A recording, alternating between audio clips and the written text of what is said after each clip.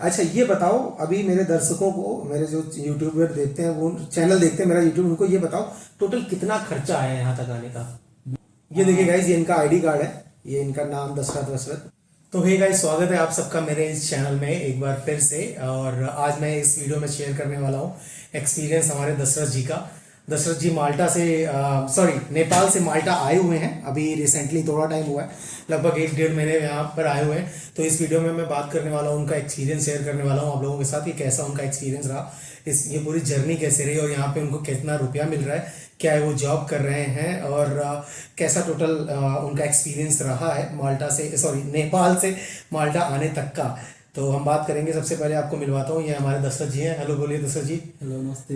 नमस्ते। तो ये दशरथ जी नेपाल से हैं और लगभग 1-1.5 महीने पहले यहाँ पर माल्टा आए हुए थे। और यहाँ पे आप बताना चाहेंगे कौन सी जॉब कर रहे हैं आप यहाँ पे? मैं यहाँ वेटर का जॉब कर रहा हूँ इन माल्टा में। ये वेटर की जॉब कर रहे हैं और आप पूरी सैलरी तो नहीं बता सकते हैं। सबसे पहले लोगों का क्वेश्चन रहता है कि यहाँ पे कितनी सैलरी मिलती है, माल्टा में वेटर की कितनी सैलरी मिलती है, कैसा क्या होता है। तो मैं लगभग अमाउंट आपको बोलूंगा, पूरी सैलरी तो नहीं बताएंगे, लेकिन इंडियन रुपीज में आपको बोलूंगा, क्योंकि हमारे लोग नेपाल से भी देखते हैं, इंडिया से भी देखते हैं, अलग अलग कंट्रीज से देखते हैं। तो हम एक इंडिया का अमाउंट ले लेंगे, उसमें बताएंगे। लगभग मैं अमाउंट बताऊंगा, आप बताइएगा कितनी सैलरी है, क्योंकि आप तो पूरा नहीं बताएंगे एग्जैक्टली।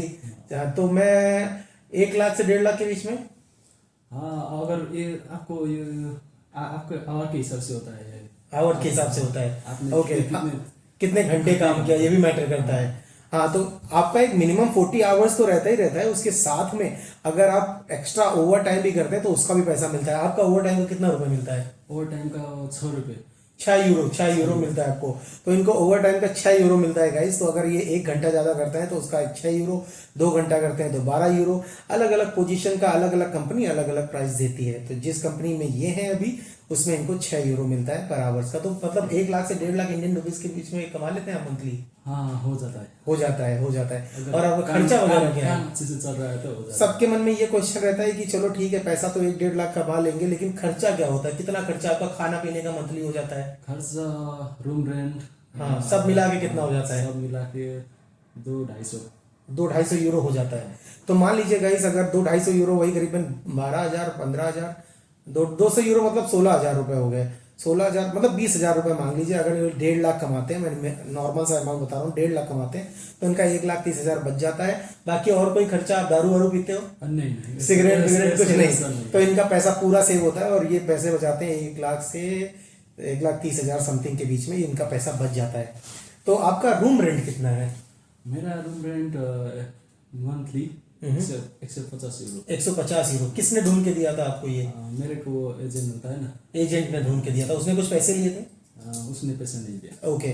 तो गाइस, अगर आप माल्टा आते हैं, एजेंट ने पैसे नहीं लिए? नहीं दिए। क्यों? वो रूम खोदने के थे, वो नहीं लिया ना। नहीं लिया? नहीं लिया, पैसे लिए ही नहीं? पैसे तो नहीं। उसको पैसे कैसे मिले, वो रूम दिला दिया तो? उसने वो पूरा अपार्टमेंट दिया था। हाँ। और हमारा ग्रुप जो आया था ना। ओके, समझा। हर ग्रुप के हिसाब से। तो एजेंट ने ग्रुप ले लिया होगा, मतलब पूरा अपार्टमेंट रेंट पे ले लिया होगा और वही अपार्टमेंट इनको री रेंट कर दिया होगा। तो ये भी एक ऑप्शन होता है। और वैसे जब अगर आप माल्टा आते हैं तो एजेंट वगैरह को भी आपको थोड़ी फीस देनी होती है, अगर आप एजेंट के थ्रू जाते हैं, क्योंकि अभी डायरेक्ट आपको रूम नहीं मिलता है। तो एजेंट आपको ढूंढ के देते हैं और वो फीस लगती है। तो आप माल्टा से नेपाल से माल्टा तक की जर्नी हमें बताएं, कैसे आपको जॉब मिली, जॉब ढूंढने के लिए आपको कितना परेशान होना पड़ा, या जॉब से लगने के बाद में इंटरव्यू से यहाँ तक का टाइम कितना लगा आपको? मेरा मंथली 6-7 महीने लग गए। ओके। तो आपका इंटरव्यू कौन से महीने में हुआ था? इंटरव्यू मेरे को वो चाहिए ये जनवरी फरवरी लास्ट ईयर में हुआ था। लास्ट ईयर फरवरी में आपका इंटरव्यू हुआ था। तो लेकिन आप तो अक्टूबर में आए थे यहाँ पे, राइट? अक्टूबर नवंबर में यहाँ आ गए थे। नवंबर में यहाँ आ गए थे। तो इनका जनवरी में इंटरव्यू हुआ। फिर आपका वर्क परमिट कितने दिन में आया? वर्क परमिट मेरा वो इंटरव्यू होने के 1 महीने के बाद आया। 1 महीने के बाद आया। आपको ये भी बताने वाला हूँ कि इनका टोटल इंडियन रुपीज में कितना खर्चा आया। वीडियो में बने रहिएगा। तो वर्क परमिट 1 महीने के बाद आ गया था। फिर आपको अपॉइंटमेंट एम्प्लॉयर ने ढूंढ के दिया कि आपने खुद से जाके वो किया? एम्प्लॉयर ने ढूंढ के, एम्प्लॉयर ने आपको मदद करी अपॉइंटमेंट के लिए? वो नहीं मिल रहा था ना, नहीं मिल रहा था। उस टाइम काफी इशू हो रहा था बहुत। तो कौन सी तारीख को आपने सबमिट किया था? मैंने वो जुलाई जुलाई में सबमिट किया था आपने।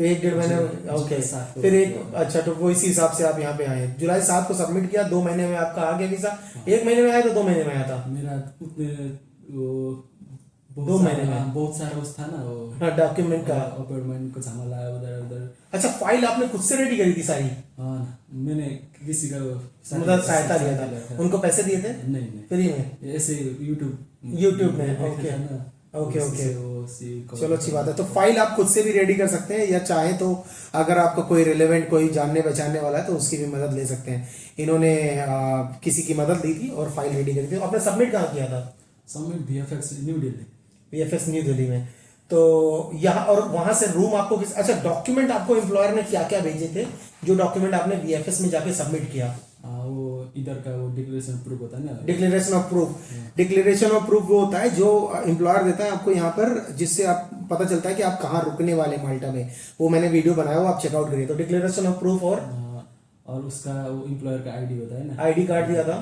एम्प्लॉयर का आईडी कार्ड भी बहुत जरूरी है अगर जिस एम्प्लॉयर ने आपको हायर किया है उसका आईडी कार्ड का फोटो आप जरूर मंगाइए वो भी नोटराइज होना चाहिए बहुत अच्छा रहेगा अगर नोटराइज होता है तो बहुत अच्छा रहेगा देन उसके बाद आपका कॉन्ट्रैक्ट लेटर हुआ होगा इन्विटेशन लेटर था इनविटेशन तो आपको क्या क्या contract letter invitation letter ID card declaration of proof okay ये लिया था तो ओके तो आप ये सब करने के बाद में बाकी रूम यहाँ आने के बाद में कैसे आपको मतलब वहां से एम्प्लॉयर ने ढूंढ के पहले से ही रखा था एजेंट की सहायता से कि कैसे क्या हुआ था हमारा एम्प्लॉयर था ना इधर का एम्प्लॉयर ने हमारे लिए वो सब कुछ करके रखा था एकोमोडेशन के लिए सब कुछ करके रख दिया था और ओके इधर एयरपोर्ट पे आए और उसके आदमी ने हमारे एम्प्लॉयर के उस आदमी ने हमें रूम तक पहुंचाया अरे वाह बहुत अच्छी बात है देखिए इनको एम्प्लॉयर जिन्होंने हायर किया काफी अच्छे एम्प्लॉयर थे उन्होंने इनको रूम तक पहुंचाया हायर करने के बाद में यहाँ जब माल्टा आए रूम तक पहुंचाया वहां रखा खाना पीने की व्यवस्था करी फिर इनको बाद में आईडी कार्ड कितने महीने में बने आप अपना आईडी कार्ड दिखाएंगे जरा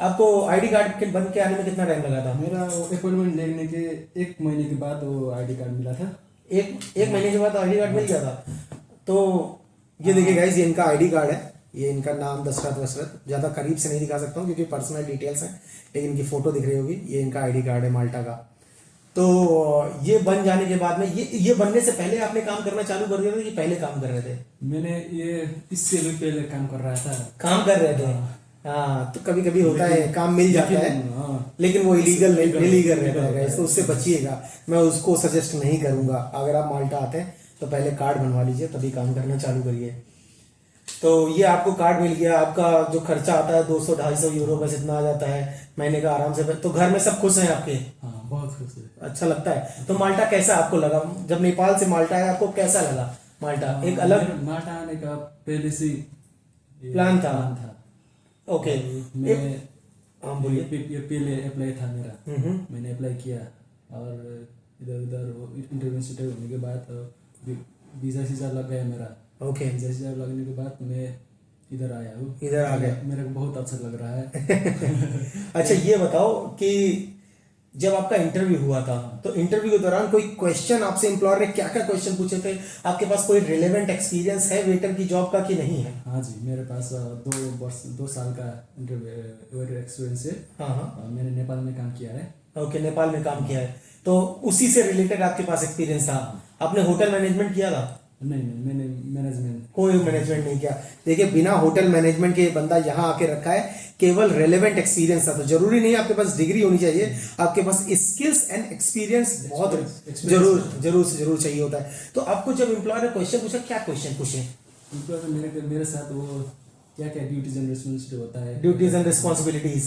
आप कैसे वो एंग्री कस्टमर से कैसे डील कर सकते हैं देखिए सबसे बड़ी बात मैं बता रहा हूँ अगर आपको आपका काम बताए ना स्किल है नॉलेज है आपको एक्सपीरियंस है तो आप जो एम्प्लॉयर पूछेगा मैंने लास्ट वीडियो में यही बोला था अगर मुझे पता है मैं बारटेंडर हूँ मुझे पता है कि मुझे ये ड्रिंक्स ऐसे बनती तो एम्प्लॉयर चाहे जो क्वेश्चन पूछ ले मैं उसका आंसर करूंगा जब आपको काम ही नहीं आता तो आप आंसर क्या करोगे तो जब आंसर किया तो आपने हैप्पी आंसर कर दिया फिर उसके बाद में आपको कॉन्ट्रैक्ट लेटर आया होगा तो वीजा आने के बाद जो खुशी हुई होगी एकदम अलग ही हुई होगी ना वो तो तो आपने कहाँ सबमिट किया था अपना अपॉइंटमेंट का जो VFS का अपॉइंटमेंट कहाँ लिया था आपने क्योंकि नेपाल में तो मिलता नहीं है मैंने इंडिया से लिया था इंडिया में कहाँ सबमिट किया था न्यू दिल्ली में कैसा रहा वहाँ पे एक्सपीरियंस वहाँ एक्सपीरियंस बहुत अच्छा मैं 2 दिन रुक गया उधर मेरा वो 12 बजे का अपॉइंटमेंट था। ओके। मैं 12 बजे से 12 बजने के पहले चला गया था वहाँ। चला गया था। हाँ। अरे वाह। तो यहाँ पे छुट्टी कितने दिन मिल जाती है? खैर लोग पूछते हैं कि कितना घंटे काम होता है, कितने घंटे छुट्टी मिल जाती है, वो सब बताओ आप। हमारे हफ्ता में वो 40 घंटा होता है। लेकिन हमारे एक हफ्ता में 2 दिन छुट्टी मिलता है इस माल्टा में। ओके। एंड आप पार्ट टाइम जॉब करते हो? नहीं, अभी तक तो नहीं किया, अभी तक नहीं मिला है, लेकिन मैं ढूंढ रहा हूँ। ढूंढ रहे हो, करोगे, मिलना इजी है ना। हाँ। और कॉस्ट ऑफ लिविंग क्या है यहाँ पे? एक्सपेंसिव है माल्टा में कि सस्ता है? खाना पीना कैसा क्या है? खुद के उधर अपने इधर का खाना पीना मिल जाता है कि नहीं मिल जाता? और मिलता है तो क्या महंगा मिलता है कि सस्ता मिलता है? इधर मिलता है इंडियन पाकिस्तानी सब खाना मिलता है। मिलता है, लेकिन बहुत महंगा है। थोड़ा सा महंगा है। महंगा है क्योंकि आइलैंड है ना, मैंने बताया है, आइलैंड की वजह से चीजें एक्सपेंसिव हो जाती हैं, इसकी वजह से महंगा पड़ जाता है। तो आपका जो यहाँ पे एक्सपीरियंस रहा काफी नॉर्मल सा रहा? कैसा स्ट्रगल करना पड़ा माल्टा आने के लिए कि इजीली आ गए? कैसा रहा? मेरा वैसा स्ट्रगल भी नहीं करना पड़ा। नहीं करना पाया, ज्यादा स्ट्रगल नहीं करना पड़ा। ज्यादा स्ट्रगल नहीं करना पड़ा। ओके। लेकिन वो इजी भी नहीं हुआ। इजी भी नहीं हुआ। Easy कुछ तो भी मेहनत, नहीं, अगर कुछ पाना है तो मेहनत तो करनी पड़ेगी ना। इजी नहीं है। अच्छा ये बताओ, अभी मेरे दर्शकों को, मेरे जो यूट्यूबर देखते हैं, वो चैनल देखते हैं मेरा यूट्यूब, उनको ये बताओ टोटल कितना खर्चा आया यहाँ तक आने का मेरा इंडियन रुपीज में? इंडियन रुपीज मेरा नेपाल का वो 6-7 लाख, मतलब इंडिया का 3 लाख 4 लाख समथिंग आ गया।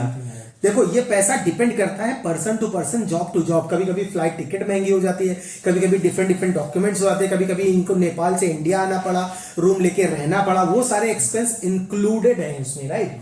वो और फिर माल्टा में इनको रूम लेना पड़ा, उसके लिए इनको एजेंसी, मतलब जो एजेंट था उसको, इनको जो यूरोस 150 यूरोस वगैरह पे करने थे, वो उसका भी अमाउंट इन्होंने उसमें इंक्लूड किया। तो वो सारा मिला के इनको इंडिया के 3 से 4 लाख रुपए का खर्चा आया।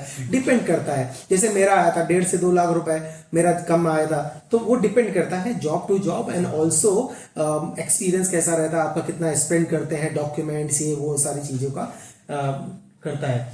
तो अभी आपका क्या प्लान है आगे? माल्टा में कितने दिन तक रहने का प्लान है? और माल्टा में जॉब करते रहूंगा। करते रहोगे?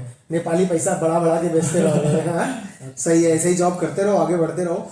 तो आप क्या बताना चाहोगे जो हमारे व्यूअर हैं, देख रहे हैं, उनको क्या कहना चाहोगे? अगर उनको जॉब चाहिए तो उनको क्या करना है? अप्लाई करना है, क्या करना है, कि कोशिश करते रहना है, कि एजेंट के थ्रू जाना है, क्या करना है? आप जब भी अप्लाई कर रहे हो, ऐसे एजेंट को इजीली भरोसा मत करो। राइट। एजेंट के थ्रू कभी मत करो, खुद पे बिलीव करो, खुद की स्किल्स बनाओ, खुद को मजबूत करो, खुद की एक्सपीरियंस, खुद का कम्युनिकेशन अच्छा करो, इंग्लिश मजबूत करो, जॉब जरूर मिलेगी। है कि जब आपको एक्सपीरियंस होगा तो किसी ने रोकने का टोकने का जरूरत नहीं है। और कई लोग मेरे को मैसेज करते हैं, जॉब दिला दो, जॉब दिला दो, हमने इतने दिन अप्लाई किया। आपको कितने दिन आपने अप्लाई किया? लगभग 1-1.5 महीना 2 महीना तो अप्लाई किया ही होगा लगातार जॉब का ना? हाँ, सीवी डाल के वो सब कुछ करके मैंने अप्लाई करता रहा। करते रहे, कभी हार नहीं मानी। हाँ, तो ये हार मानना नहीं चाहिए। लगातार ड्यूटी के लिए अप्लाई, जॉब के लिए अप्लाई करते रहो, सीवी कवर लेटर बना के डालते रहो, तो कभी ना कभी सक्सेस जरूर मिलेगी। तो ज्यादा टाइम नहीं खाऊंगा मैं, थोड़ा सा एक्सपीरियंस दशरथ जी जो माल्टा से हैं, नेपाली भाइयों के लिए कुछ नेपाली लैंग्वेज में कुछ बोलना चाहेंगे? अब हजुरहरू यता माल्टा आउन चाहनुहुन्छ भने हजुरहरू सबैलाई वेलकम छ। आउनुहोस्, राम्रोसँग पैसा कमाउनुहोस्, आफ्नो जिन्दगी बनाउनुहोस्। त्यही छ। या आओ, पैसे कमाओ, जिंदगी बनाओ और अपनी फैमिली के टेक केयर करो। बस थोड़ा सा दृढ़ निश्चय बनाओ और थोड़ा मेहनत करो। ऐसा नहीं कि मन हार गया, आप 4 जगह से रिजेक्शन हो गया तो ये हो गया। हाँ, ऐसा नहीं करना है। जॉब के लिए अप्लाई करो। ठीक है, तो मिलेंगे नेक्स्ट वीडियो में। चैनल को सब्सक्राइब करिएगा और हमारे दशरथ जी को थैंक यू बोलिएगा, इन्होंने जो अपना एक्सपीरियंस शेयर किया। मिलते हैं नेक्स्ट वीडियो में, तब तक के लिए बाय बाय, टेक केयर, नमस्ते।